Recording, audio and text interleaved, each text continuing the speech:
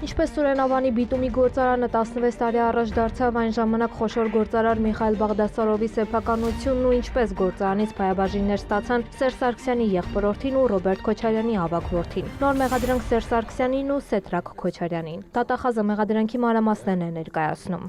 Սերժ Սարգսյանը 2006 թվականին հանդիսանալով հայ-ռուսական միջկառավարական հանձնաժողովի նախագահ, հայ-ռուսական միջկառավարական հանձնաժողովի պայմանավորվածությունների արդյունքում հանրապետության կարիքների համար հիմնադրվող բիտումի գործարանի բանակցություններում ներառել է իր հետ փոխկապակցված եւ իր կողմից հովանավորված Միխայել Բաղդասարովին եւ Սեդրակ Քոչարյանին։ Ըստ մեղադրանքի 2006 թվականին ստեղծվել է Աբիտ ընկերությունը, որը Սուրենավան համայնքում ձեռք է բերել գործարանը։ Ասֆալտի արտադրության մեջ օգտագործվող նավթամթերք բիտում արտադրող հայ-ռուսական գործարանը բացվել էր 2009 թվականին, որին ներկա էր եղել Սերժ Սարգսյանն ու այն ժամանակ Ռուսաստանի փոխվարչապետ Սերգեյ Իվանովը։ Ըստ մամուլի հրապարակումների գործարանի կառուցումը պայմանավորված էր հատկապես Իրանի սահմանից մինչև Վրաստանի սահման հյուսիս-հարավ տարածաշրջանային ավտոմայրուղու շինարարությամբ։ 2006 թվականի հիմնադրումից հետո երրորդ նախագահի հանձնարարությամբ Միխայել Բաղդասարովը իր միջոցների հաշվին ներդրումներ է կատարել ընկերությունում եւ 2008 թվականին, երբ իր կողմից կատարված ներդրումներն արդեն 6 միլիոն դոլար էին, իսկ ռուսական կողմի ներդրումների ծավալը եւս մոտ այդքան էր, նախագահի հանձնարարությամբ Միխայել Բաղդասարովը ընկերության հայկական մասնաբաժնի 45%-ի կեսը փոխանցել է իր հետ փոխկապակցված երկրորդ նախագահի որդի Սեդրակ Քոչարյանին կողմից հիմնադրված LL Bimbo ընկերությանը։ Այդ ընկերությունը մեղադրանքի հիմնադրել են Սեդրակ Քոչարյանն ու Սերժ Սարգսյանի եղբորորդի Նարեկ Սարգսյանը եւ գործունեություն ծավալել նաեւ այլ բնակավարներում։ Աբիտ ընկերության 22.5% բաժնեմասը ձևական գործարքի 100,000 դրամի դիմաց օտարվել է LL Bimbo ընկերությանը։ Ընկերության ընդհանուր 100% բաժնեմասը բաժանված է եղել հետևյալ կերպ. 55%-ը պատկանել է ռուսական ընկերություններին, իսկ 45%-ը հայկական կողմին։ Հայկական կողմում ներգրավվածությունը Միխայել Բաղդասարովի պայմանավորված է եղել երրորդ նախագահի կողմից հովանավորչությամբ առավելություններ եւ արտոնություններ տրամադրելու եղանակով, որով որ Միխայել Բաղդասարովը ներգրավել է բիտումի արտադրության գործընթացին որպես հայկական կողմի ներկայացուցիչ։ Գործարանի գործարկելուց հետո այլևս մենք արտասահմանից չենք ներկրել շինարարական բիտում եւ մեր ճանապարհները կառուցվել մեր սեփական հումքով։ Բացումից 4 տարի անց 2013-ին գործարանը գնացել է սնանկացման։ Քանի որ հնարավորություն չուներ արտադրել այն ինքնաժեքով բիտումը, որը որ կսպառեր ներքին շուկայի պահանջները, եւ Միխայել Բաղդասարովը առաջարկությամբ դիմում է Սերժ Սարգսյանին, որպեսզի ընկերությունը վաճառվի։ Այդ ժամանակ Միխայել Բաղդասարովի վարկային եւ ֆինանսական դրությունն այնպիսին էր, որ թույլ չէր տալիս սեփական միջոցներով ռուսական կողմի ներդրումները վերադարձնել։ Մեղադրանքի համաձայն Սերժ Սարգսյանի հանձնարարությամբ կազմակերպվել է Միխայել Բաղդասարովին 14 միլիոն դոլար վարկ տրամադրելու գործընթաց։ Այդ վարկային միջոցների հաշվին մարվել են ռուսական կողմի ներդրումները։ Դրանից հետո 100,000 դրամ ձևական գործարքով Միխայել Բաղդասարովը LL Bimbo ընկերությունից հետ է գնում 22.5% բաժնեմասը եւ ռուսական կողմի վճարումները կատարելուց հետո նաեւ ռուսական կողմի բաժնեմասը։ Արդյունքում դառնում է Աբիտ ընկերության 100% սեփականատեր։ Դառնալով 100% սեփականատեր, Միխայել Բաղդասարովը սկսում է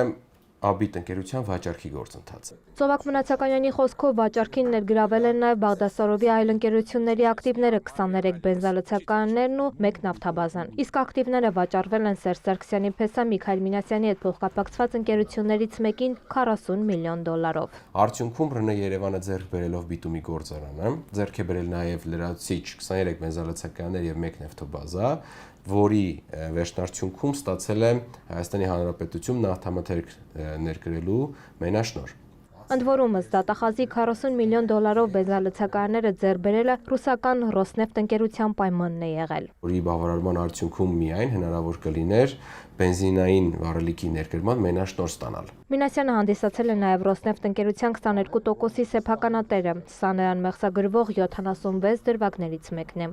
2013 թվականից Միքայել Մինասյանը օգտագործելով Հայաստանի Հանրապետության իշխանության հետ ունեցած իր կապերը Արթուր Ալեվերդյանի եւ Լեոնիդ Արեվշիացյանի միջնորդությամբ բանակցություններ է վարում ռուսական Ռոսնեֆտ ընկերության ղեկավար անձանց հետ։ Բանակցությունների նպատակն է լինում, որպեսզի ապահովի ռուսական ընկերության անխոչնդոտ մուտքը հայկական շուկա, նրան ապահովելով գերիշխող դիրք հայկական շուկայում։ Ակտիվների ու գործարանի վաճառքից գոյացած $40 միլիոն Սովակ Մնացականյանի խոսքով Սերժ Սարգսյանի հանձնարարությամբ պետք է մարվեր $14 միլիոն վարկը եւ $6 միլիոն պետք է փոխանցվեր Սեդրակ Քոչարյանին։ Ընդ որում, հատկանշականն է, որ $6 միլիոն $ը Սեդրակ Քոչյանը պահանջել է փոխանցել կանխիկ, սակայն Միխայել Բաղդասարովը հրաժարվել է կանխիկ փոխանցել այդ գումարը եւ պահանջել է, որ գործարքը կատարվի օրինական փոխանցումների եղանակով։ Դրանից հետո Սեդրակ Քոչյանի հանձնարարությամբ կազմվել է փոխառության կեղծ պայմանագիր, կեղծ թվագրմամբ, իբրև LL Bimbo ընկերությունը Միխայել Բաղդասարովին եւ վերջինիս հետ փոխկապակցված ընկերություններին փոխանցել է $6 միլիոն $, փոխառություն։ Այնինչ ըստ դատախազի հաստատվել է, որ այդ պայմանագիրը կեղծ է եւ Բաղդասարովին փոխառություն չի տրամադրվել։ $6 միլիոն եկամուտը քողարկելու նպատակով Սեդրակ Քոչարյանը տարբեր փոխառությունների պայմանագրեր է կնքել, այն փոխանցելով ընտանիքին պատկանող Space Management ընկերությանը։ Այնուհետև Քոչարյանը $6 միլիոն փոխանցել է մեկ այլ ընկերության, որպես Կոնգրես հյուրանոցի ձեռբերման մասնակի մարում։ Ոնց է ձեռք բերել Կոնգրես հյուրանոցը $6 միլիոն կաշառք վերցնելու արդյունքում ունենք սխեման ոնց է գալիս եւ հասնում եւ Քոչարյանի ընտանիքը վերջում դառնում սեփականատեր։ Ունենք գումարի սկզբնաղբյուրը, որտեղից այդ գումարը ի հայտ եկավ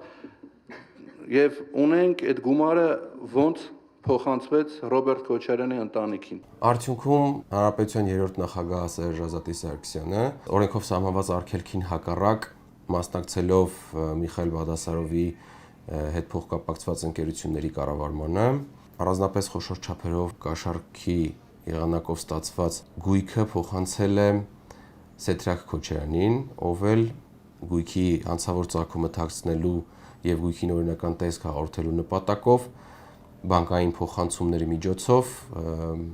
$6 միլիոն $-ին համարժեք Հայաստանի Հանրապետության դրամը օրինականացրել է անշարժ գույքի ձեռքբերման եղանակով։ Անշարժ գույքը հանդիսացել է Իտալիայի փողոց 1 հասցեում գտնվող Կոնգրես հյուրանոցը։ Սերժ Սարգսյանը սակայն այս մեղադրանքը եւս չի ընդունում, այն անհեթեթություն որակում։ Ժամանակին ես շատ լավ հիշում եմ, դա 2021 թվականին Միխայել Բաղդասարովը ամբողջությամբ այդ մեղադրանքը գոյություն չունեցող հերքել է եւ վարույթ իրականացնող մարմնի հորինվածքը բնորոշել որպես թարգմանության ու իրեն սխալ հասկանալու հետևանք։ Հիմա թե հայերենի իրավապահ մարմինները այդ հերյուրանքը ինչի 4 տարի հետո հիշեցին, ես չեմ կարող գնահատական տալ, հերթական փաստեր չունեցող եւ փաստակազմով չհիմնավորված շահադրանքն է, որը ներկայացվել է Հանրապետության երրորդ նախագահին։